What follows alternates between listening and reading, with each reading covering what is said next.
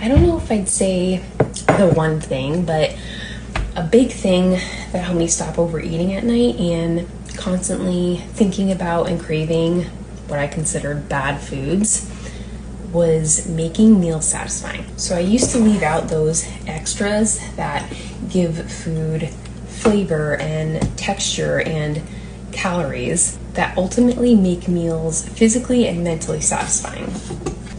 And I feel like that's putting it lightly, because I don't mean that I was opting for a light pasta sauce or I was reducing the amount of things like peanut butter that I put on my oatmeal to save a little bit of room for some other things later on.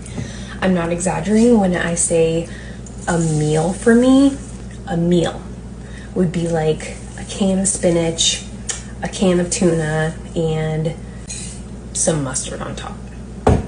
Now, although I don't doubt that there are other people who currently do, or who have done this, I do feel like this is an extreme example. However, I do still see people go through this process where throughout the day they try to cut calories however they can, wherever they can, leading them to feel very unsatisfied, and consequently they either reach kind of a breaking point, or every night they feel so out of control around certain foods. And then they feel like there's a problem with them because they just have no willpower or no self-control, and they can't be trusted around these foods.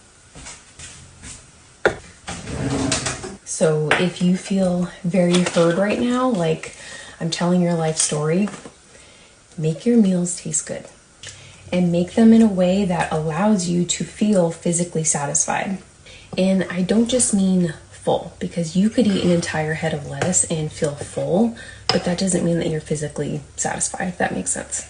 So add some carbs, some fiber, some protein, add some fats, add some flavor to bring it all together and make that shit taste good, even if that's a little sugar. Because that's what's going to help allow you to feel satisfied and prevent you from constantly thinking about and craving food, which is what drives you to overeat.